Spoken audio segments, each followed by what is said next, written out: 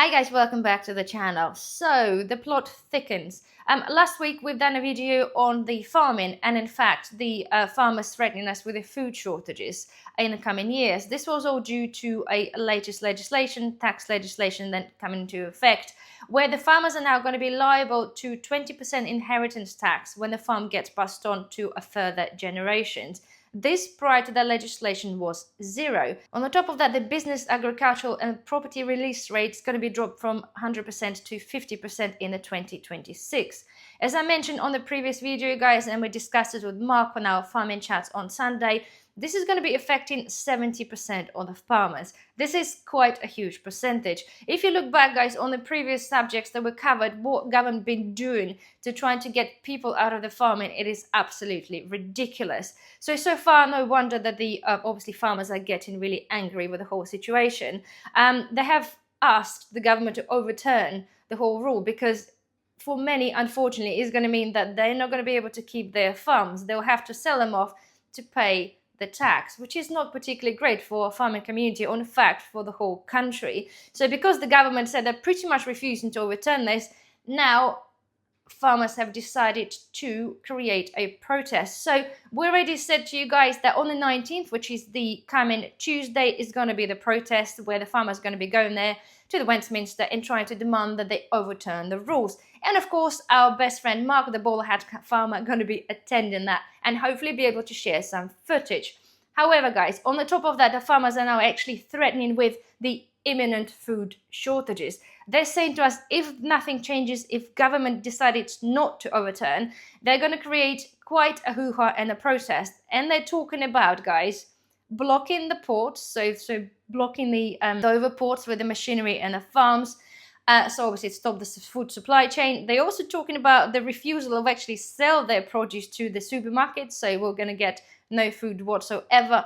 And at the same time, they're also threatening of not granting an access to the utility companies to spread the sewage on their fields, which will create a huge backup of the sewage in those sort of companies. Because if you follow the channel, you know that unfortunately like 90% of sewage gets sort of treated and then spread across the fields because farmers letting utility companies do so. So if farmers suddenly say, well, actually it's not going to be happening because I'm not going to give you an access to my property, it's going to have a huge impact. For all of you who's not potentially understanding how detrimental that could be, I've driven from Dover a couple of months back when we went to France, and there was an issue with the lorries coming through. And I put the little shorts video that I filmed over here somewhere. You'll see the huge backlog of lorries. There was nothing to do with obviously this kind of scenario, but you'll see how many lorries can get stranded and not getting through. So on the top of that, them obviously refusing then to sell the produce to or to ourselves, to the supermarket, is going to be an absolute nightmare. And this is the whole reason, guys, they actually threaten us with the food shortages. If you take it back to any previous scenarios that have happened where there was a mass panic because, well, things weren't available or we weren't allowed to go and get them. If that's actually going to go ahead, and there's a talk potentially that is going to be potentially happening on the 19th, but we're not 100% sure. But from the little inside information I have, there's very likely to happen very soon. So coming back to the previous scenarios, when people get the waft of this actually being a true case scenario, people will be rushing to the supermarkets and they'll be empty within minutes. So my suggestion to you, if you're not at all have prepared or have no food at all at home, that I strongly suggest, guys, to actually prepare. We still have a few days until this is potentially going to be happening. I'm not saying go and just panic buy and buy half of the shop, but it is time to be prepared. Those guys are not kidding, and to be fair, I really don't blame them. We fed up, they're fed up of the whole agenda of a government just to trying to get them out of the farming. We need the farmers, we need the food. So as I mentioned, okay, the NFU organized the protest on the 19th, which is going to be the Tuesday, okay. Mark is going to be attending, so all good. Hopefully we'll get some footage, as I said.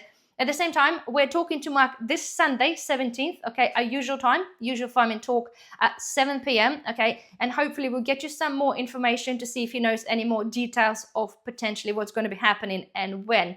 Other than that, guys, my advice to you now, please just think about this carefully, okay? I don't want to panic anybody, but if that's going to be happening, it's not going to be pretty. So go and get some stock, okay? Just pick up whatever bits that you need rather than panicking on the last minute.